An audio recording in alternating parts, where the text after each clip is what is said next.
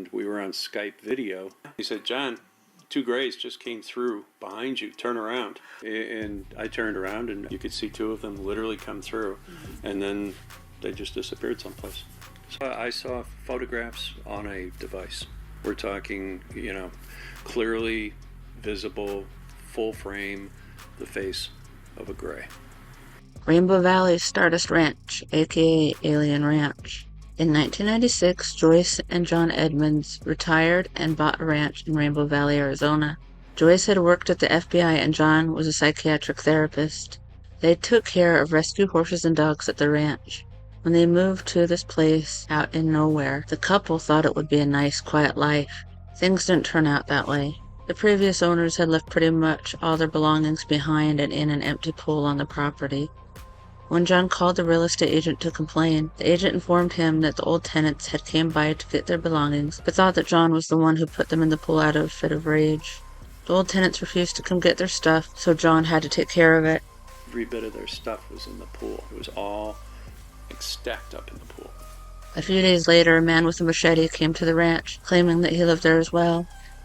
This man came walking up the driveway, and he had a machete.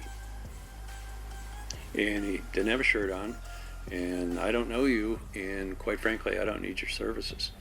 And I'd appreciate it if you just kind of turn yourself around. He said, "You are really going to be sorry." And I said, "Well, what am I going to be sorry about?" And what he said was, "There's monsters on this property." And I said, "Well, what kind of monsters?" And he said, "Well, there's aliens here." After John told the man to leave, the stranger replied, "You are going to wish I was here. You are really going to be sorry. There are monsters on this property and I killed them." The man left and never returned. John and Joyce claimed that shortly after these events, they started being harassed by entities unknown. Strange orbs and lights started appearing in the sky with military jets and helicopters seeming like they were interacting with them. Figures John called Greys started visiting the ranch as well. They were 40 inches tall, with large eyes similar to that of a fly, and gray snake-like skin that was cold to the touch. They always showed up in groups of 3 in the evening and to invade the couple's home. Over the years, allegedly Joyce was attacked and molested by the Greys. She claimed that she can't scream when this is going on, and they leave her with syringe-like marks as well as bruises on her stomach, thighs, and shoulders. John lost time and ended up in places that he didn't remember going to. He said that is because he kept getting abducted. The couple also kept finding their horses mutilated with their tongues and eyes removed. Unfortunately, over the years, we've lost horses that were the equivalent of a cattle mutilation. John said that 3 Rottweilers of his died a week after fighting a Grey, despite having no visible injuries. There are pictures of the mutilations, but I'm not going to show them. John, frustrated by all of this, bought a bunch of weapons. One night an alien aircraft tried to pull Joyce out of their house with a cone of light, so John fired at it and the Greys with a rifle until they let Joyce go and left. Afraid that he would be labeled as crazy, the couple didn't come forward for years with the activities that had been happening at their ranch. They did, however, collect items so that they would have proof if and when they did. They were able to acquire some liquid and some chunks of tissue that were left at the end of a sword after he had killed a Grey. Apparently, after a Grey was killed, the body would disappear, so this is the only evidence that the couple had. They sent it off for testing.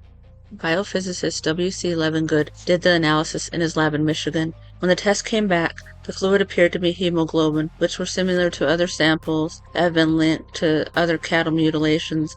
The blood also didn't match any creature on Earth. The skin was an unknown plant and animal-based material that had never been previously discovered. Levengood seemed over the moon at first, but then fell out of contact. Levengood then died, and the samples went missing. I can only find one source that said how he died, so I'm not sure if it is true, but it says that he died in a freak accident in his lab. A team of researchers has been out to the ranch. They claimed they saw a Grey that dropped a stone, which when analyzed was said to be near to impossible to recreate on Earth. We got out to the back 5 acres where there's horses out there, brought out this laser device, and all of a sudden it looked like there was human-looking small person that suddenly showed up.